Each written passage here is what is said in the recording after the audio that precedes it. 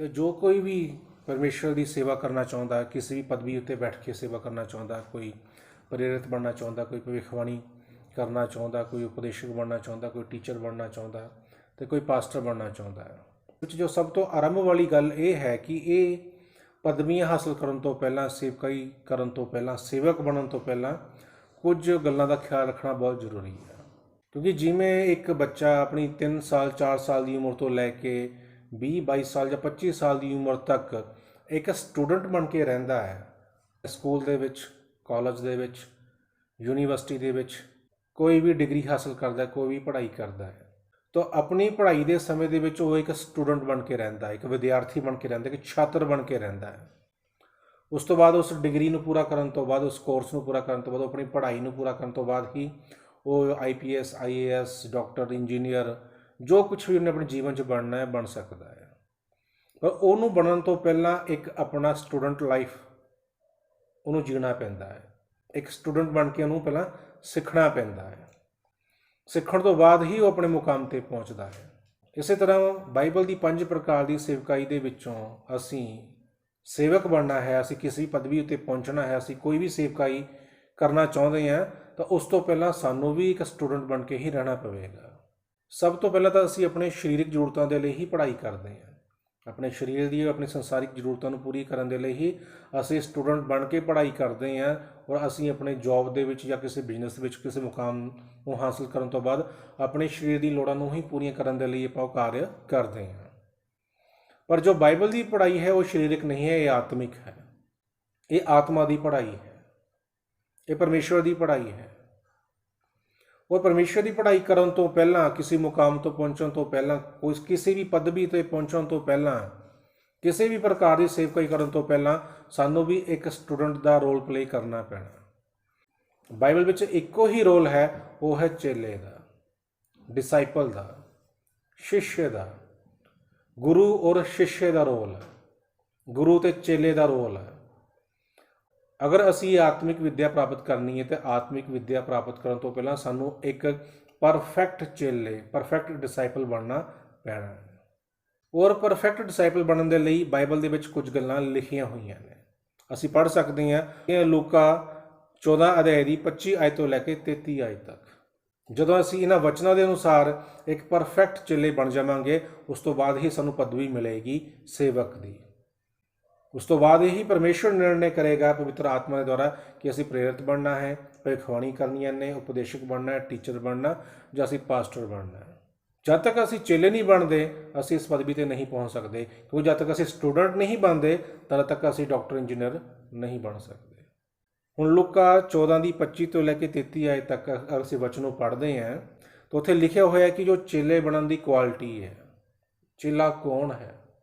प्रभु ने साफ कहा, जो एक बड़ी भीड़ प्रभु यीशु मसीह के पिछे चल रही सी, तो प्रभु ने फिर पिछे मुड़ के जो वेख्या कि एक बहुत बड़ी भीड़ प्रभु के पिछे चल रही है, जिमें अज भी एक बहुत बड़ी गिनती के विच बहुत बड़ा एक जमावड़ा प्रभु के पिछे चल रहा है। पर जो प्रभु ने पिछे मुड़ के वेख्या तो प्रभु ने कहा कि जोड़ा कोई मेरे पिछे आना चाहता है ना, वो अपने माता पिता भैन भरा बच्चे पत्नी का सारिਆਂ का इनकार करे, सारिਆਂ का त्याग करे पहले, फिर वो मेरे पिछे आवे। असी पढ़ सकते बाणी दे विचों, यदि कोई मेरे पास आए और अपने पिता और माता और पत्नी और बच्चों और भाइयों और बहनों वरन अपने प्राण को भी अप्रिय ना जाने तो वह मेरा चेला नहीं हो सकता। और जो कोई अपना क्रूस ना उठाए वह मेरे पीछे ना आए, वह भी मेरा चेला नहीं हो सकता। और 33 आयत विच इसी रीति से तुम में से जो कोई अपना सब कुछ त्याग ना दे वह मेरा चेला नहीं हो सकता। तो सब तो पहला असी चेला बनने की प्रक्रिया नूं पूरा करना है। सब तो पहला असी चेला बनना है। चेले बनने तो बाद भाव यीशु मसीह के स्टूडेंट बनने तो बाद, छात्र बनने तो बाद, शिष्य बनने तो बाद फिर किते असी जो पास होवांगे, पास होने तो बाद जो पवित्र आत्मा की भरपूरी साढ़े अंदर होएगी, तद किते जाके सानू कोई पदवी प्राप्त होएगी, तद जाके असी किते प्रेरित पास्टर या भविष्यवाणी करने वाले या असी टीचर या असी उपदेशक बन सकते हैं।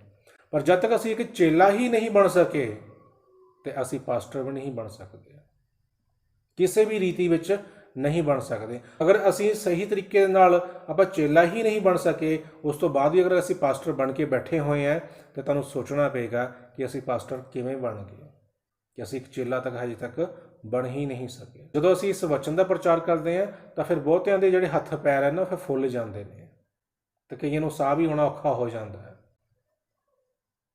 क्योंकि ये वचन बहुत सख्त है। फिर ਇਹਦੇ ਉੱਤੇ अपनी अपनी सारियां सफाइयां भी देनियां शुरू कर देंगे हैं। और इस वचन के अनुसार जब कोई एक परफेक्ट चेला बनता है तद ही वो एक सेवक, एक दास बन सकता है। और जो सेवक दास बनेगा तो ब्रदर साडे रोपड़ तो जो साडे भरा जी है जिन्होंने सानू एक पोस्ट भेजी है, ਜਿਹੜੇ ਉਹਦੇ ਵਿੱਚ 13 ਪੁਆਇੰਟ ਲਿਖੇ ਹੋਏ ਹੈ ਕਿ ਨਬੀ ਦੇ, ਇੱਕ ਪਾਸਟਰ ਦੇ ਜਾਂ ਇੱਕ ਸੇਵਕ ਦੇ, ਉਹ 13 ਦੇ 13 ਪੁਆਇੰਟ ਆਟੋਮੈਟਿਕਲੀ ਹੀ ਆਪਣੇ ਆਪ ਹੀ ਪੂਰੇ ਹੋ ਜਾਣੇ ਨੇ।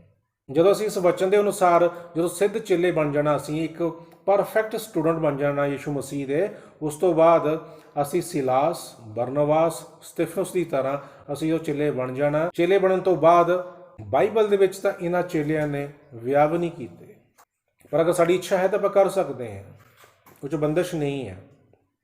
ਪਰ ਉਹਨਾਂ ਚੇਲਿਆਂ ਨੇ ਜਦੋਂ ਚੇਲੇ ਬਣੇ ਤਾਂ ਉਹਨਾਂ ਨੇ ਵਿਆਹ ਵੀ ਨਹੀਂ ਕੀਤੇ, ਤੇ ਜੇ ਉਹਨਾਂ ਨੇ ਵਿਆਹ ਹੀ ਨਹੀਂ ਕੀਤੇ ਤੇ ਇਹਨਾਂ 13 ਪੁਆਇੰਟਾਂ ਵਿੱਚ ਜੋ ਪੁਆਇੰਟ ਲਿਖੇ ਹੋਏ ਆ ਕਿ ਉਹ ਇੱਕ ਪਤਨੀ ਦਾ ਹੋਵੇ, ਉਹਦਾ ਚਾਲ ਚੱਲਣ ਦਾ ਸੁਭਾਅ ਠੀਕ ਹੋਵੇ, ਉਹਦੇ ਬੱਚੇ ਉਹਦੇ ਵੱਸ ਵਿੱਚ ਹੋਣ, ਘਰ ਦਾ ਪ੍ਰਬੰਧ ਕਰਨ ਵਾਲਾ ਹੋਵੇ, ਇਹ ਤਾਂ ਵਚਨ ਫਿਰ ਉਹਦੇ ਜੀਵਨ 'ਚ ਆਪਣੇ ਆਪ ਹੀ ਪੂਰੇ ਹੋ ਜਾਣੇ ਆ। ਤੇ ਜੋ ਵਿਆਹ ਕਰਵਾ ਵੀ ਲੈਂਦਾ ਹੈ ਤਦ ਵੀ ਉਹ ਇੱਕ ਹੀ ਪਤਨੀ ਦਾ ਪਤੀ ਰਹੇਗਾ, ਇਹ ਆਟੋ ਮੂਡ ਵਿੱਚ ਆਪਣੇ ਆਪ ਹੀ ਪੂਰਾ ਹੋਣਾ ਹੈ, ਉਹਨੂੰ ਪੂਰਾ ਕਰਨ ਦੀ ਲੋੜ ਨਹੀਂ ਪੈਣੀ।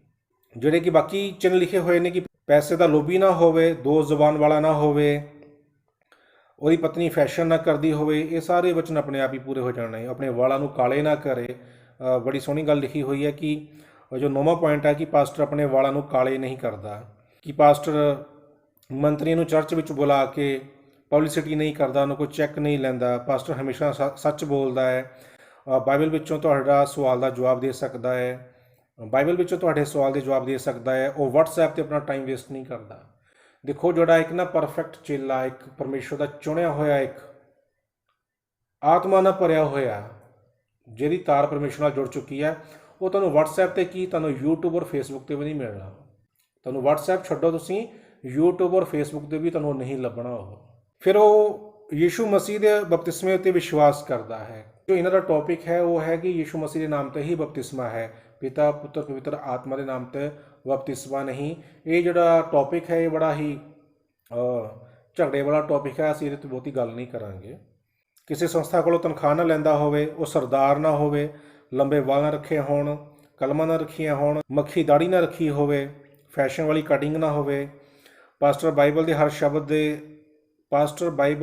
ਸ਼ਬਦ 'ਤੇ ਆਮੀਨ ਬੋਲਦਾ ਹੋਵੇ, ਪਾਸਟਰ ਦੇ ਕੋਲ ਅੱਜ ਦੇ ਸਮੇਂ ਦਾ ਸੰਦੇਸ਼ ਹੋਵੇ, ਪਾਸਟਰ 25 ਦਸੰਬਰ ਭਾਵ ਸੂਰਜ ਦੇਵਤਾ ਦੀ ਭਗਤੀ ਨਾ ਕਰਦਾ ਹੋਵੇ। ਤੋ ਇਸ ਪੋਸਟ ਦੇ ਆਧਾਰਿਤ ਹੀ ਮੈਂ ਅੱਜ ਵੀਡੀਓ ਬਣਾਈ ਹੋਈ ਹੈ ਕਿ ਅੱਜ ਜਿੰਨੀ ਵੀ ਸ਼ਰਤਾਂ ਲਿਖੀਆਂ ਹੋਈਆਂ ਨੇ, ਇਹ ਸਾਰੀ ਸ਼ਰਤਾਂ ਇੱਕ ਹੀ ਗੱਲ ਵਿੱਚ ਪੂਰੀ ਹੋ ਜਾਂਦੀਆਂ ਨੇ। ਇਹ ਸਾਰੀਆਂ ਗੱਲਾਂ ਇੱਕ ਹੀ ਗੱਲ ਵਿੱਚ ਪੂਰੀ ਹੋ ਜਾਂਦੀ ਹੈ ਕਿ ਜਦੋਂ ਲੂਕਾ 14:33 ਅਨੁਸਾਰ ਜਿਹੜਾ ਇੱਕ ਪਰਫੈਕਟ ਚੇਲਾ ਬਣ ਜਾਂਦਾ ਹੈ, ਇਹਨਾਂ ਸ਼ਰਤਾਂ ਨੂੰ ਆਪਣੇ ਆਪ ਹੀ ਪੂਰਾ ਕਰ ਲੈਂਦਾ ਹੈ। ਇਹ ਸ਼ਰਤਾਂ ਆਪਣੇ ਆਪ ਹੀ ਉਹਦੇ ਜੀਵਨ 'ਚ ਪੂਰੀਆਂ ਹੋ ਜਾਂਦੀਆਂ, ਇਹ ਆਟੋ ਮੂਡ ਦੇ ਵਿੱਚ ਨੇ। ਔਰ ਇੱਕ ਪਰਫੈਕਟ ਚੇਲਾ ਫਿਰ ਪਰਮੇਸ਼ਵਰ ਦੀ ਆਤਮਾ ਨਾਲ ਭਰਿਆ ਹੋਇਆ ਬਰਨਬਾਸ, ਸਿਲਾਸ ਔਰ ਸਤਿਫਨਸ ਵਾਂਗੋਂ, ਸ਼ਾਉਲ ਵਾਂਗੋਂ ਆਪਣੇ ਆਪ ਦਾ ਵੀ ਬਲੀਦਾਨ ਦਿੰਦਾ ਹੈ, ਆਪਣੇ ਆਪ ਦਾ ਵੀ ਬਲੀਦਾਨ ਦੇ ਦਿੰਦਾ ਹੈ। ਉਹਨੂੰ ਫਿਰ ਇਹ ਗੱਲਾਂ ਸਿਖਾਉਣ ਦੀ ਲੋੜ ਨਹੀਂ ਪੈਂਦੀ, ਕਿਉਂਕਿ ਆਤਮਾ ਨਾਲ ਭਰਿਆ ਹੋਇਆ, ਜਿਹਦੇ ਅੰਦਰ ਪਰਮੇਸ਼ਵਰ ਦਾ ਆਤਮਾ ਹੈ, ਆਤਮਾ ਦਾ ਭਰਿਆ ਹੋਇਆ ਵਿਅਕਤੀ ਆਤਮਾ ਦੀਆਂ ਹੀ ਗੱਲਾਂ ਕਰਦਾ ਹੈ, ਵਟਸਐਪ ਦੀਆਂ ਗੱਲਾਂ ਨਹੀਂ ਕਰਦਾ, ਉਹ ਯੂਟਿਊਬ 'ਤੇ ਗੱਲਾਂ ਨਹੀਂ ਕਰਦਾ, ਉਹ ਫੇਸਬੁੱਕ 'ਤੇ ਗੱਲਾਂ ਨਹੀਂ ਕਰਦਾ। ਔਰ ਤਮਾਮ ਜਿੰਨੇ ਯੂਟਿਊਬ ਉੱਤੇ ਬੈਠੇ ਹੋਏ, ਫੇਸਬੁੱਕ 'ਤੇ ਬੈਠੇ ਹੋਏ ਆ, ਹਾਲੀ ਸਿਰਫ ਬਾਈਬਲ ਦੀ ਸਿੱਖਿਆ ਦਾ ਪ੍ਰਚਾਰ ਕਰਦੇ ਆ, ਬਾਈਬਲ ਦੀ ਆਇਤਾਂ ਦਾ ਪ੍ਰਚਾਰ ਕਰਦੇ ਆ, ਕਿਉਂਕਿ ਇੱਕ ਬੱਚਾ ਵੀ ਬਾਈਬਲ ਦੀ ਇੱਕ ਸਟੱਡੀ ਦਾ ਕੋਰਸ ਕਰਨ ਤੋਂ ਬਾਅਦ ਉਹਦੇ ਐਗਜ਼ਾਮ ਦੇ ਸਕਦਾ। ਅਸੀਂ ਤਾਂ 15 ਸਾਲ, 20 ਸਾਲ, 30 ਸਾਲ ਹੋ ਗਏ ਸਾਨੂੰ ਬਾਈਬਲ ਪੜ੍ਹਦਿਆਂ ਨੂੰ, ਸਾਨੂੰ ਤਾਂ ਬਾਈਬਲ ਦਾ ਰੱਟਾ ਲੱਗ ਚੁੱਕਾ ਹੈ। ਔਰ ਬਾਈਬਲ ਦੀ ਆਇਤਾਂ ਦਾ ਪ੍ਰਚਾਰ ਕਰਨਾ ਬਹੁਤ ਵੱਡੀ ਗੱਲ ਨਹੀਂ, ਉਹ ਹਰ ਕੋਈ ਕਰ ਰਿਹਾ, ਪਰ ਬਾਈਬਲ ਦੀ ਆਇਤਾਂ ਦੇ ਅਨੁਸਾਰ ਚੱਲਣਾ ਸਭ ਤੋਂ ਔਖੀ ਗੱਲ ਹੈ, ਔਰ ਉਹਦੇ 'ਤੇ ਕੋਈ ਨਹੀਂ ਚੱਲਦਾ ਪਿਆ। ਔਰ ਜਦੋਂ ਅਸੀਂ ਲੂਕਾ 14:33 ਦੀ ਗੱਲ ਕਰੀਏ ਤਾਂ ਸਾਰਿਆਂ ਦੇ ਫਿਰ ਸਾਹ ਸੁੱਕਣੇ ਸ਼ੁਰੂ ਹੋ ਜਾਂਦੇ ਆ, ਫਿਰ ਹਰ ਕੋਈ ਆਪਣੇ ਪੈਰ ਪਿੱਛੇ ਖਿੱਚਦਾ ਕਿ ਨਹੀਂ, ਇਹਦਾ ਇਹ ਮਤਲਬ ਨਹੀਂ ਹੈ।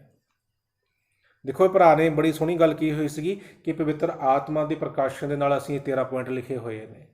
ਤੇ ਮੈਂ ਜਦੋਂ ਉਹਨਾਂ ਨੂੰ ਪੁੱਛਿਆ ਭਾਈ ਲੂਕਾ 14:33 ਦੇ ਅਨੁਸਾਰ ਪਵਿੱਤਰ ਆਤਮਾ ਤੁਹਾਨੂੰ ਕੀ ਪ੍ਰਕਾਸ਼ਨ ਦੇ ਰਿਹਾ, ਤਾਂ ਉਹਦੇ ਉੱਤੇ ਉਹਨਾਂ ਦਾ ਕੋਈ ਜਵਾਬ ਨਹੀਂ ਹੈ।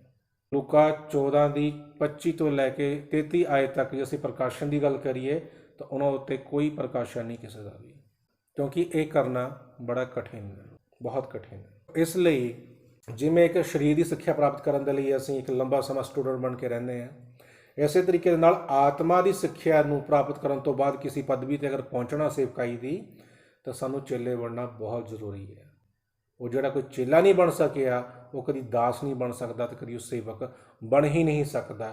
ਔਰ ਜੋ ਕਹਿੰਦੇ ਕਿ ਅੱਜ ਅਸੀਂ ਸੇਵਕ ਹਾਂ, ਵੱਡੇ ਵੱਡੇ ਕੰਮ ਕਰ ਰਹੇ ਹਾਂ, ਚਿੰਨ ਚਮਤਕਾਰ ਕਰ ਰਹੇ ਹਾਂ, ਤਾਂ ਉਹਨਾਂ ਦੇ ਵਿੱਚ ਫਿਰ ਕੋਈ ਦੂਸਰੇ ਹੀ ਯਿਸੂ ਦੀ ਆਤਮਾ ਕੰਮ ਕਰ ਰਹੀ ਹੈ।